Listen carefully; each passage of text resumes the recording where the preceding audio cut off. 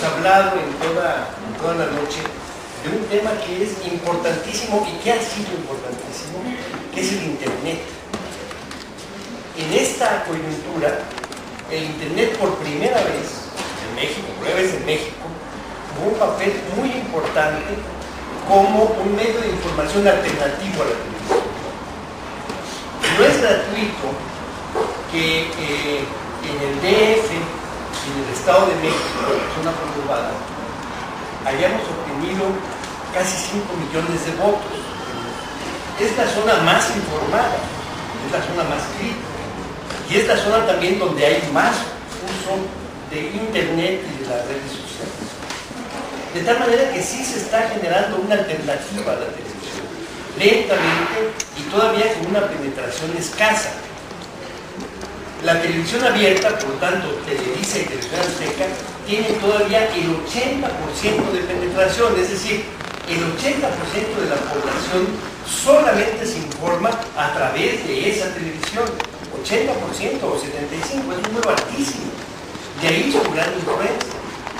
Por eso es que los métodos alternativos y este método alternativo que está creciendo rápidamente en todo el mundo y también en el país, México, pues obviamente es una opción que creo que va a tener cada vez un mayor papel, y es además un espacio que no se puede censurar, es un espacio naturalmente crítico, en donde por supuesto la izquierda en esta coyuntura tuvo una presencia mucho mayor que la que intentaron tener tanto el PAN como el partido.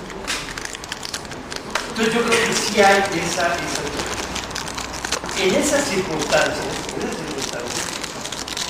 lo que se logró en términos de comunicación a todo el país, que se tradujo en 15 millones de votos, es muy importante.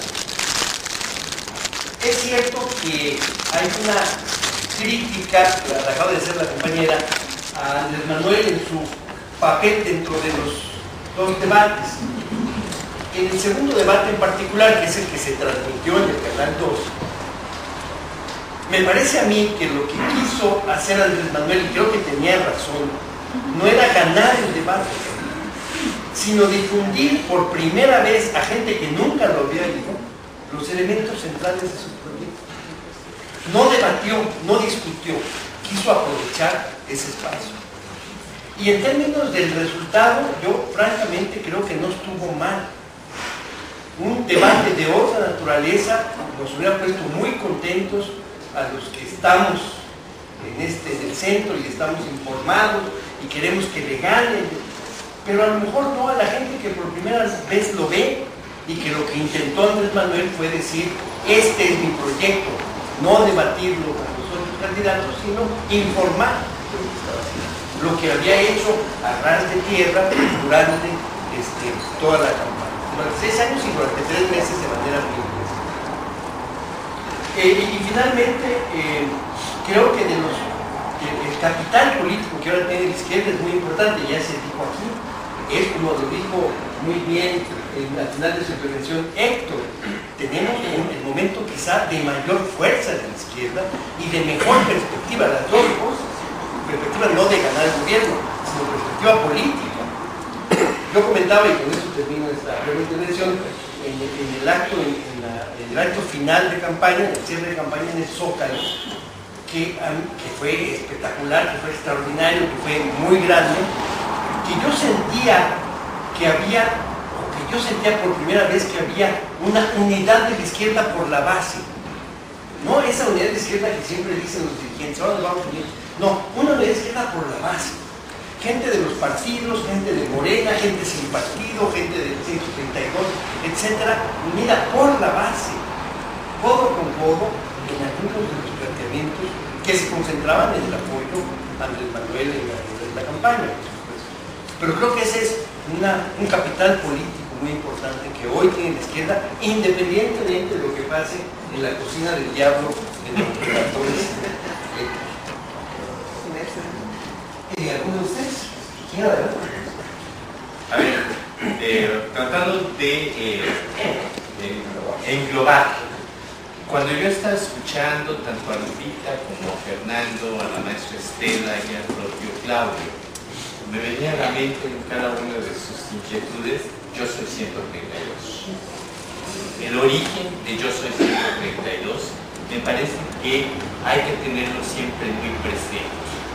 Su origen no fue tanto el acto de la Ibera, sino la manipulación grosera que los medios de comunicación, particularmente Televisa, hicieron de dicho hecho, transformándolo en una realidad a modo de proteger a el candidato. A mí me parece que la compra e inclusión sistemática que hemos vivido distorsionó el proceso electoral y ello debilitó la democracia. Y esta estrategia, como bien nos lo alertó el doctor Díaz Polanco, orilla a las izquierdas a explorar otras opciones, otra estrategia política. Y dentro del aspecto de la seguridad nacional, eso constituye un riesgo muy importante para la seguridad nacional. Mucho, muy importante. Dos, recordaba que si no nos estarán metiendo también en un cuadro desde el vecino del norte, reflexionaba en aras a hecho. Porque si nos van a orillar como izquierdas a rescatar opciones que desde la primera gran reforma política se determinó dejar la vía armada para entrar a la vía electoral, y si nos están orillando a replantear esa situación, a mí me parece que Estados Unidos está jugando un papel muy... La Secretaría de Gobierno tiene la de Finanzas, la COCOA ya estaba allí colocándose para la de Desarrollo y eso no se concretó. Pero no perdamos de vista que el prófugo del FBI, Mario Fabio Beltrones, que no salía de la torre del Senado, salió a los Estados Unidos retirándole la alerta roja y regresó para venir a vendernos la idea de una reforma legal para un gobierno de coalición. Y yo me pregunto, si todo esto que están haciendo no nos va a poner en un momento ante una disyuntiva de si nos integramos a un gobierno de coalición para sobrevivir o qué es lo que vamos a hacer. Dos, tocante a la muy atinada reflexión de Francesca. 132, su primer gran objetivo es generar, exigir los límites a los concesionarios de los medios de comunicación a fin de respetar el derecho a la información y la verdadera libertad de expresión. Y en esto también se incluye la inducción hecha por las encuestas que ya el maestro doctor Díaz Polanco de manera magistral nos ilustró de la degradación de este instrumento que en efecto tiene buenos servicios a la humanidad si se hace para fines correctos y no como se vino haciendo. Y totalmente de acuerdo con en señalar que los propios partidos políticos que están aferrados a los viejos esquemas de los grandes mítines, etcétera, etcétera, etcétera, se han olvidado de los ideales y de los principios programáticos y privilegian al individuo como un producto vendible. En efecto, o sea, el antecedente también a Peña Nieto, lo recordarán ustedes, es el Medina Boy, el Golden Boy de Monterrey, que también es un galancito, y definitivamente el nieto de este estirpe de clase, casta divina chiapaneca, de clase mundial, de Velasco, Definitivamente parte de la estrategia es su vinculación con Anaí, como también lo hicieron con el actual gobernador de Zacatecas, el cual como que iba a llegar soltero a la gubernatura, entonces le crearon toda una estrategia para que una modelo sea la primera dama de la región minera de Zacatecas. Y esta señora nada más sale para la prensa y para los medios, ni siquiera vive en la casa de gobierno. Yo ahí.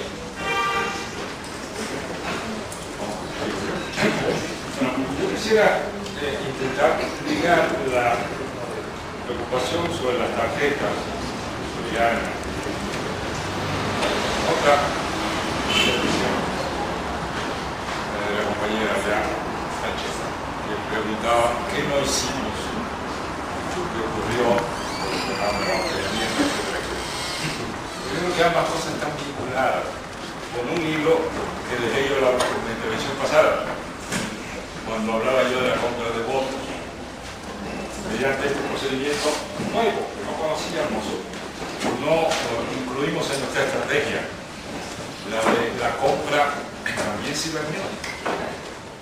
Es decir, en 2006 nos llevamos la sorpresa de la sofisticación del fraude cibernético, y ahora nos llevamos la sorpresa de la sofisticación de la compra del voto mediante un sistema cibernético, tarjetas sorianas, etc. Ahora, lo que yo pienso es que eso es una tragedia verdaderamente increíble. Es una tragedia, por eso hablaba yo de que si no estábamos ante un fenómeno que tendríamos que analizar sociológicamente, incluso antropológicamente. Porque esto tiene que ver con comportamientos sociales que tenemos ahora.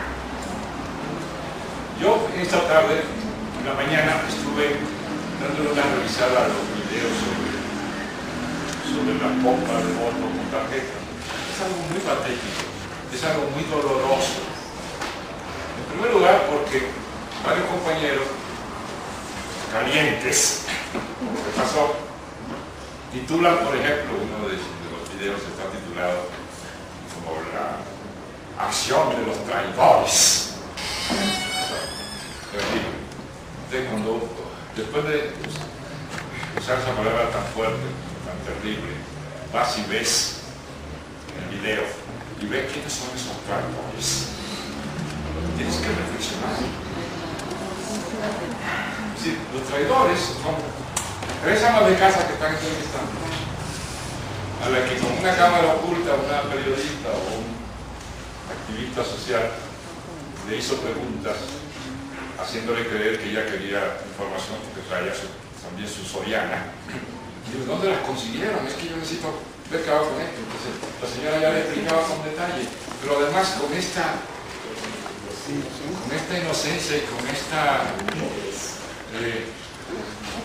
aura positivo de la gente humilde que es muy colaboradora, que quiere ayudar. Pues, para ayudarla le explica, mire, va usted y primero va para que en la caja vean cuánto tiene la tarjeta, porque no podemos comprar si no sabemos cuánto tiene la tarjeta. En efecto, en los videos se ve cola larguísima de la gente, primero va y le pasa la tarjeta 100 pesos, y tiene 300 pesos, tiene 700 pesos, y ya sabiendo lo que tiene, van y compran papel de baño.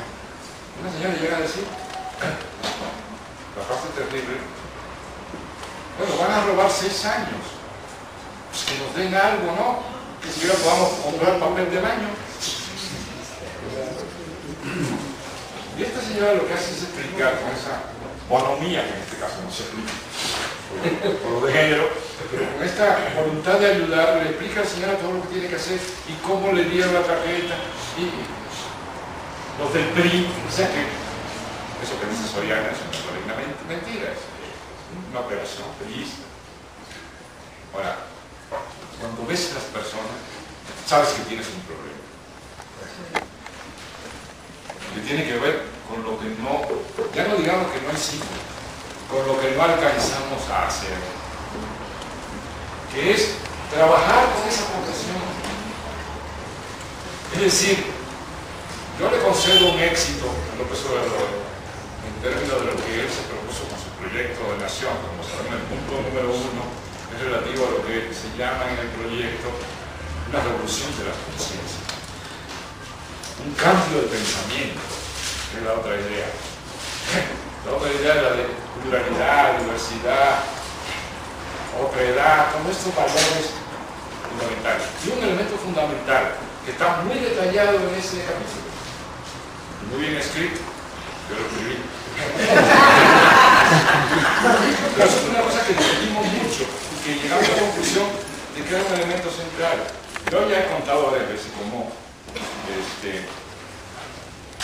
fue tan notable ese descubrimiento por todos, que ese era el punto 10 de 10, es decir, el último punto. Y cuando discutimos cada uno de los puntos, hubo unanimidad en que ese punto 10 pasaba a ser el punto número 1 del proyecto. ¿Qué se plantea entre otras cosas en ese proyecto? Lo quiero recordar rápidamente. Que hay dos morales en competencia en el país. Una moral neoliberal en crecimiento. Esa es la que está en crecimiento. Que consiste en la declaración de los principios del individualismo. Sálvese quien pueda, cada uno se arranca con sus uñas. No me intereso por el otro. Primero yo, me preocupo por lo inmediato, no tengo idea de lo que pasa, ni me interesa, etc. Versus una moral popular, así se le denominó, para distinguirla de aquella como una moral oligárquica, que pervive pero a la defensiva y en retroceso. Y que el proyecto de nación se proponía justamente crear las condiciones para que el proyecto de moral popular no solo creciera, sino que se impusiera y desplazara a esta moral egoísta, etc., de carácter neoliberal que se estaba imponiendo en crecimiento. ¿Qué es lo que significa esto? Que nosotros logramos en los últimos año y medio, 2 años, el movimiento popular, el movimiento que desembocó organizativamente en Morena, atraer a capas medias que eran poco probable que atrayéramos hace 2 años. Eso fue una hazaña que hizo el movimiento de los sectores. Atraer a capas de los sectores populares. Ahí fue donde recuperó López Obrador mucha de la votación del 2006 que perdió por la campaña que se contestó a partir del 2006. Volvió y lo recuperó. Es decir, ahí sí hizo un trabajo de concientización, ¿no? Atrajimos a esa gente para nuestro bando, para nuestro lado, ¿no? Pero el trabajo fue absolutamente insuficiente. Amplias capas populares, rurales y urbanas, siguen a merced de la televisión, como indicaba Teresa Arce hace un minuto. Le voy a dar un dato de nuestra encuesta. De los que decidían votar por Peña Nieto, el 80% habían formado su opinión por la televisión. De los que decidían votar, habían decidido votar, dar la intención de voto. Eso lo hicimos cruzando las dos variables. Primero preguntaban la intención de voto y después preguntamos sobre por dónde se habían enterado, y luego las cruzamos. Y la correlación daba que el más alto porcentaje de los que habían dicho que votarían por López Obrador se habían formado por radio, periódicos y otros medios más sofisticados, revistas y cosas. Pero radio y periódicos, el 45%, casi la mitad. ¿Qué quiere decir eso? Que la formación de la gente y la decisión electoral dependió de con qué órgano, con qué medio se formó el término. El que se lo formó por la elección, el 80% decidió votar por Peña Nieto. Entonces, ¿qué es lo que implica esto? Varias cosas. La primera es que necesitamos hacer ese trabajo. La segunda es que, a ver, compañeros, reflexionemos un poco. Estamos enojados, pero podemos llamar traidor a alguien que ni siquiera sabe que está traicionando algo. Es que eso es lo trágico. Cuando uno analiza lo que declara, esa gente no tiene la menor idea de lo que significa su voto. Pero la menor idea. Para ellos es una operación tan simple y tan tormentosa, una cosa espantosa, terrorífica, como veo una oportunidad de obtener dinero para hoy, mañana y pasado, lo tomo. Eso no es ahí no hay traición, porque para usted traicionar a la nación, traicionar al... Primero tendría que saber que hay un movimiento, que hace un planteamiento, que hay unos intereses nacionales. Tendría que saber eso. No saben ni eso. Si nosotros no resolvemos ese problema, tendremos una maquinaria, como decía yo antes, que una y otra vez le arrebatará el triunfo a la izquierda. O sea, tenemos un trabajo bárbaro por delante. Tenemos un trabajo para entretenernos los próximos 6 años. ¿No? Y habría que hacerlo. Si no lo hacemos, corremos riesgo. Un amigo me lo dijo de una manera muy fea, muy dura, te lo digo. Yo no voy a decir quién me lo dijo. Pero que siendo tan fea, ilustra la fea situación en que estamos. Me decía, hay 2 tipos básicos de mexicanos hablando del sector popular. Los que tienen algún tipo de conciencia de en qué mundo viven y los otros que son como animalitos. Ese animalito se acerca al que le da de comer. Le da de comer y muerde. De hecho, así se adiestran a los perritos. Cuando hacen bien las cosas, se le da de comer. Los osos. Es muy fea la caracterización, pero lo digo para que se vea con gran contraste el problema serio que tenemos. Pero no podemos acusar a estos sectores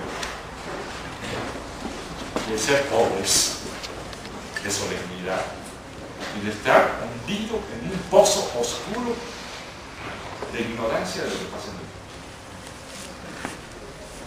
Éticamente creo yo que no es correcto.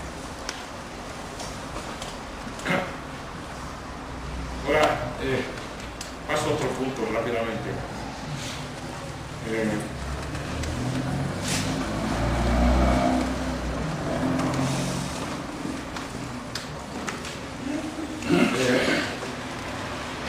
¿Tiene sentido el voto por voto? Por supuesto que sí, pero ese es mi respuesta. No hay que llevar el tiempo al extremo. ¿Han lo cumplió o no cumplió? Yo no estoy de acuerdo con su evaluación, la respeto, pero la información que yo tengo no me lleva a esa conclusión, sino a todo lo contrario. No solo no cumplió, yo creo que rebasó cualquier expectativa. Después que usted es derrotado en una elección, la historia de este país es muy clara. Todos los que han sido derrotados en una elección han sido aniquilados, demolidos por el sistema. Desde Vasconcelos, pasando por Enrique, hasta el tercero fue no fue una demolición, pero sí por lo menos una anulación notable. Bueno, porque una persona se levantara de esa posición con una campaña, se convirtiera otra vez en un candidato viable y estuviera resultando al final. Esto es una cosa realmente extraordinaria, digno de estudio, eso hay que estudiar. Pero lo retomo por una razón, porque eso nos proyecta el futuro, compañera, miren. Y yo le auguro, si usted entra a la red, ya lo verá. En la tarde de hoy leí un artículo de José Antonio Crespo que va en esa línea. Vamos directamente, si no se logra revertir el resultado electoral, a una situación postelectoral de lucha por personas y no por proyectos. Es decir, se lo voy a decir más claro, de lucha entre López Obrador, la propuesta del impulso de la gente por López Obrador y el impulso de ciertos sectores por el RAN.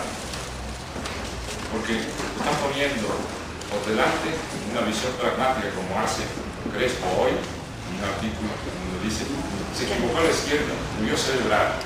Es decir,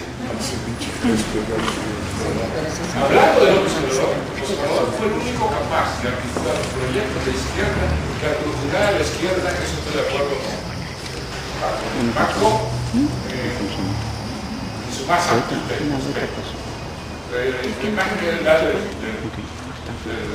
Zócalo fue exacta la que vimos nosotros ahí, cuando estaba yo con Carlos Bayán, decíamos, dejó de ser la izquierda puras cabecitas blancas. Morena Incluso empezó a ser por primera vez extraordinariamente joven. De manera que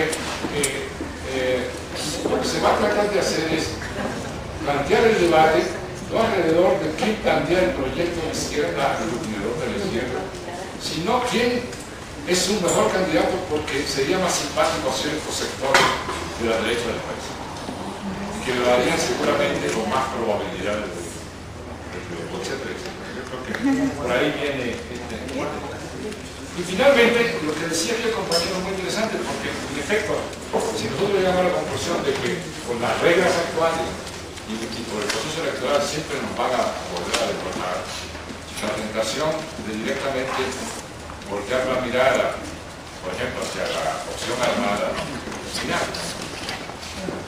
Y eso podría llevarnos a una situación que dar un callejón sin salida, incluso una trampa. Yo creo que tenemos muchas opciones civiles, muchas opciones pacíficas y que tenemos que explorarlas todas. Pero para eso tenemos que trabajar muchísimo. Tenemos que trabajar muchísimo en la línea del proyecto.